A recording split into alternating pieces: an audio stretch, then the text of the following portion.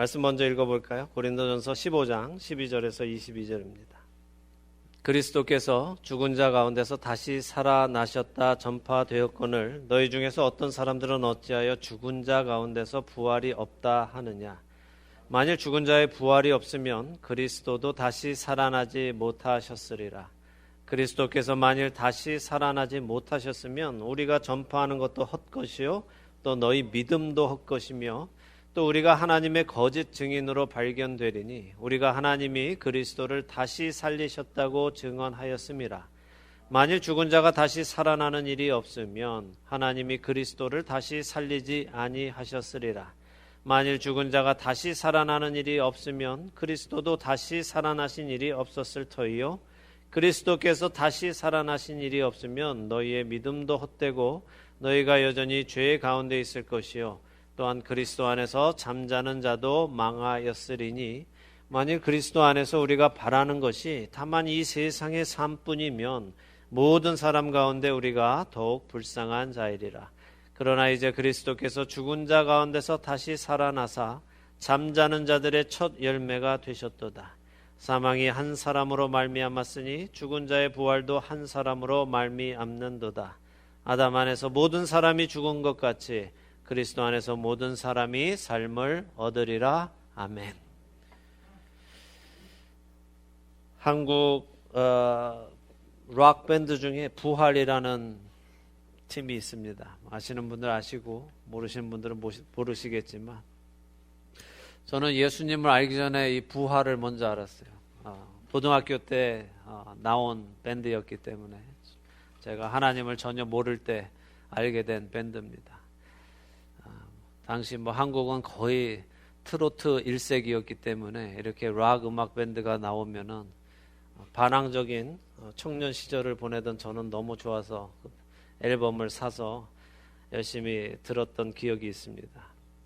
그런데 그 앨범 자켓을 보면 팀명 부활 이렇게 써놓고 그 밑에 이제 영어로 자기 팀 이름을 썼는데 부활이라고 쓰지 않고 영어로 이제 부활 의미를 담아서 쓴 겁니다. 뭐라고 써놨는지 혹시 여러분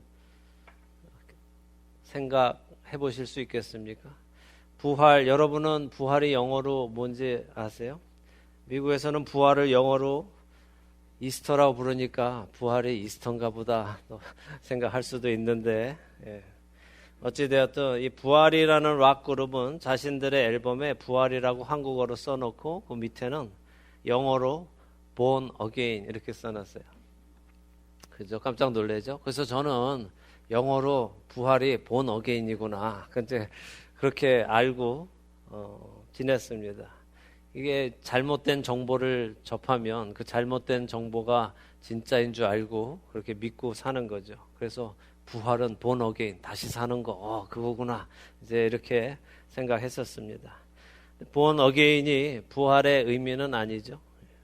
born again은 다시 태어난다는 의미니까 부활하고는 의미가 사뭇 다릅니다. 어찌됐든 이 부활이라는 락그룹은 기독교하고는 관련이 없는데 기독교 용어가 한글과 또 영어로 써놓기는 했습니다. born again은 뭐예요? 거듭나는 거죠. 다시 태어나는 거죠. 예. 우리 그리스도인들이 첫사람 아담의 후손으로 한 번 태어났는데 그냥 한 번만 태어나면은 사람은 두 번 죽게 되죠. 근데 그리스도를 통해서 성령에 의하여 다시 태어나면 우리는 한 번만 죽게 됩니다. 그래서 우리 모두는 거듭나야 합니다. 그래야 두 번째 사망으로부터 우리는 구원받을 수 있습니다. 또 부활은 born again은 아닙니다. 예. 부활이라는 한자를 볼 때 회복할 부자와 살 활자로 회복하여 살게 되었다는 의미를 가지고 있습니다.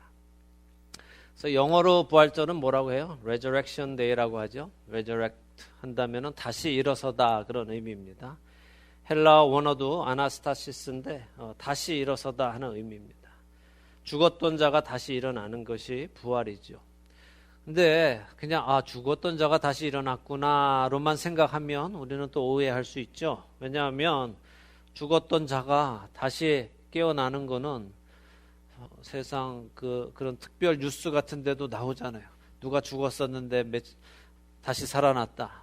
장례 지내려고 그러는데 관을 열고 나왔다. 뭐 이런 얘기들 있지 않습니까? 그러니까 그냥 죽은 사람이 다시 일어나는 것이 성경이 말씀하시는 부활하고는 분명히 다르죠.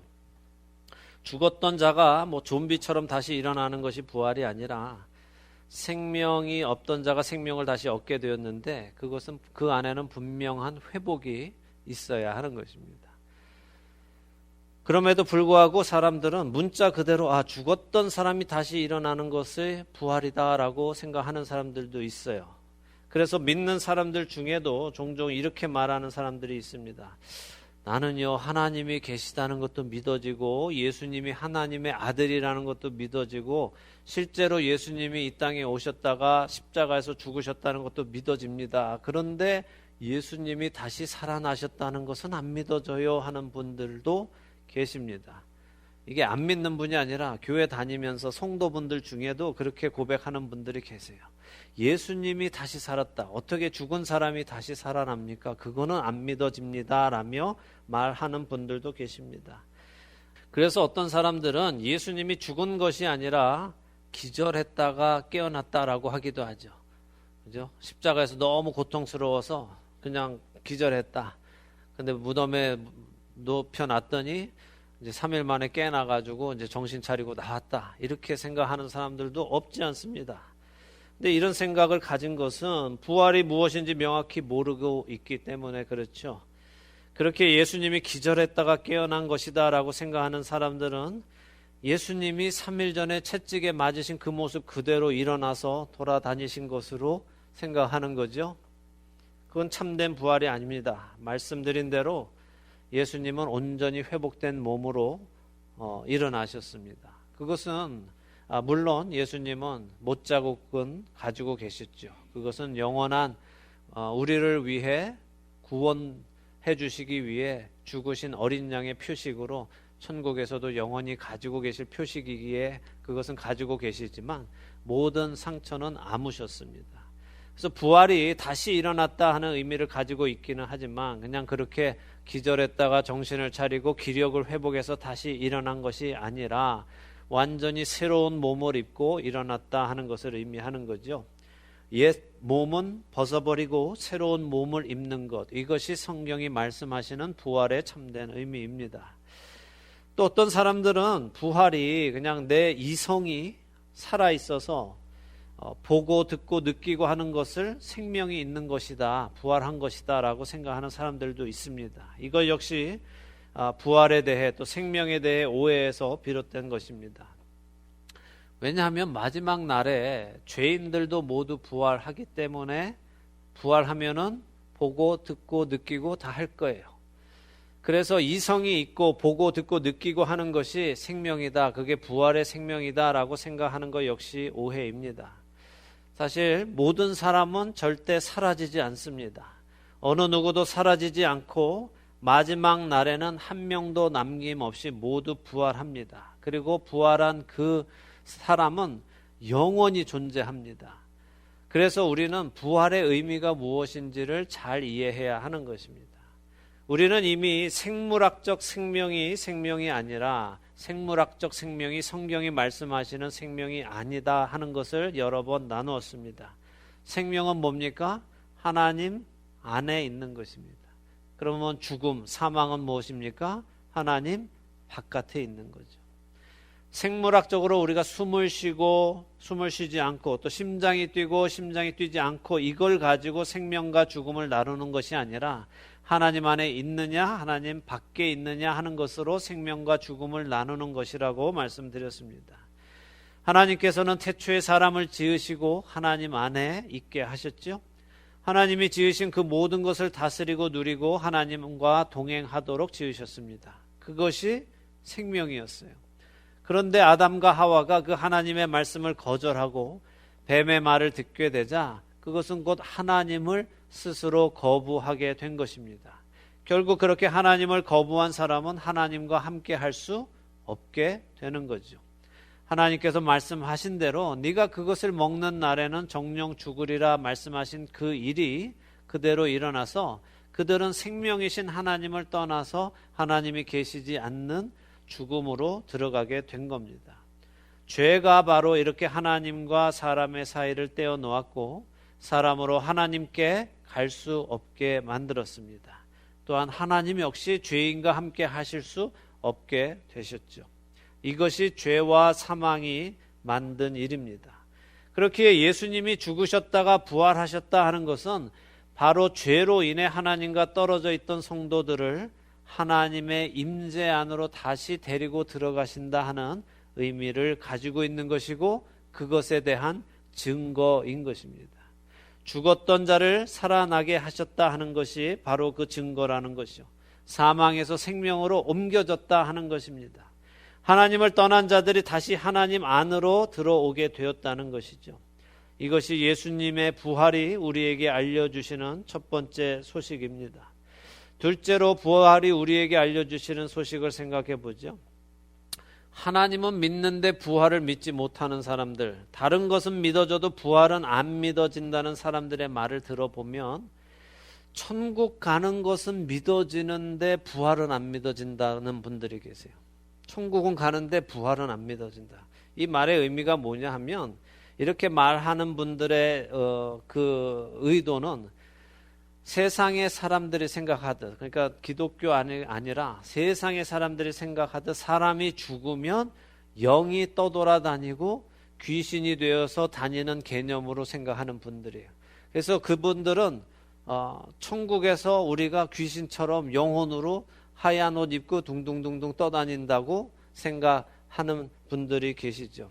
그래서 실제로 이 미국에서 만들어진 만화에는 사람이 죽으면은 하얀 옷을 입고 뒤에 날개를 달고 여기 위에는 동그란 원반이 있고 그다음에 하프를 치면서 구름을 타고 이렇게 사람이 죽으면 쭉 올라가는 그런 만화들이 많습니다. 그것은 그냥 어떤 한 만화가 아니라 대부분 옛날 50년대 60년대 만들어졌던 만화들을 보면 다 그렇게 뭔가 죽으면 그렇게 딱 이렇게 하면서 띠리링 띠리링 하면서 이렇게 올라가는 것이 사람들이 가지고 있는 천국관이었고 부활관이었죠.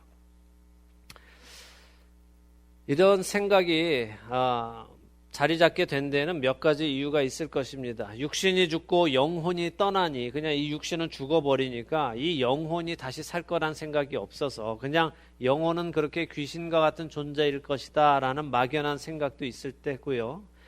고대 헬라 철학 안에서 유래된 육신은 부정하고 영혼은 정결하다 하는 생각에서 나온 생각일 수도 있습니다.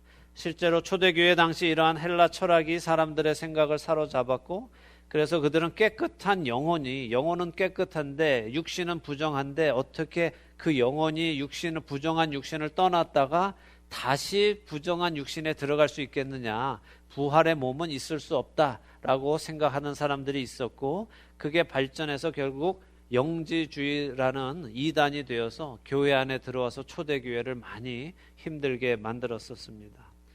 그러나 성경이 우리에게 말씀하시는 부활은 그렇게 영으로 죽지 않고 살아가는 둥둥 떠다니는 것이 아니라 예수님의 부활하심으로 보여주시는 부활의 몸을 입는 것을 말씀하시는 것이죠.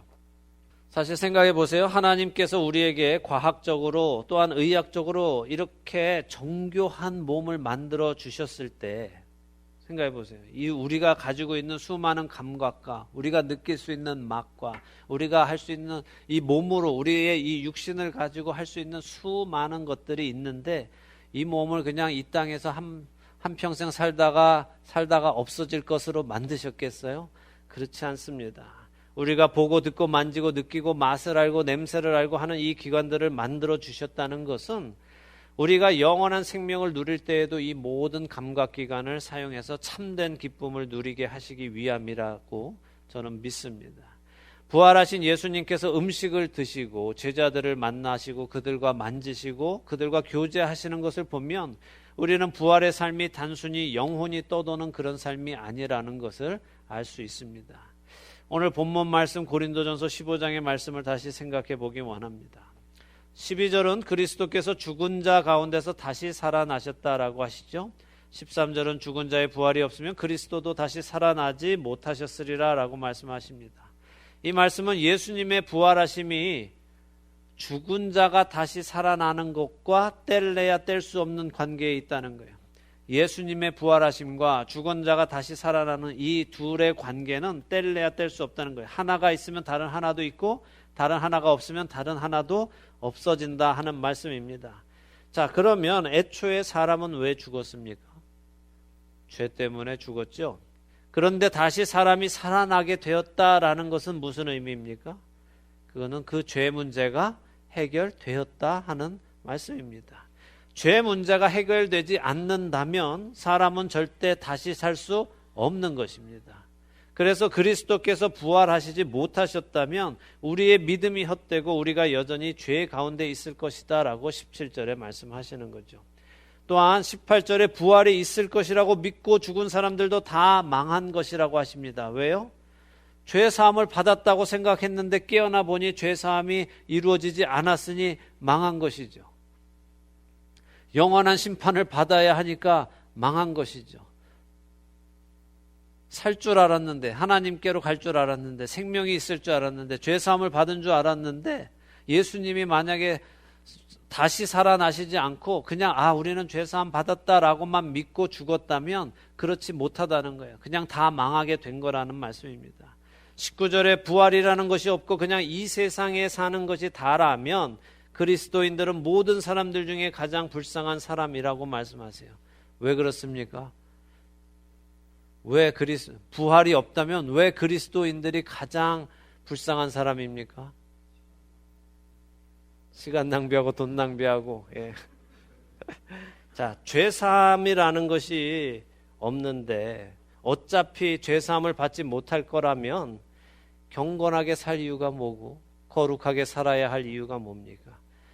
이미 다 죄인인데 죄를 더 진다고 해서 무슨 더 뜨거운 불에 들어가는 것도 아니고 어차피 다 불에 들어가는 건데 뭐하러 그렇게 더 경건하게 살고 거룩하게 살고 누리고 싶은 거 못 누리고 그렇게 살아가냔 말이죠. 어차피 모두가 다 지옥행인데 말입니다. 죄사함이라는 것이 없는데 그것도 모르고 자기 죄와 싸워가면서 자기 정욕과 싸워가면서 남들 즐길 때 즐기지도 못하고 한평생 사는 그리스도인들이 정말 불쌍한 사람이 되는 것이라고 사도 바울은 말씀합니다. 그런데 그게 아니잖아요. 그게 사실이 아니다라고 사도 바울이 말씀하시죠.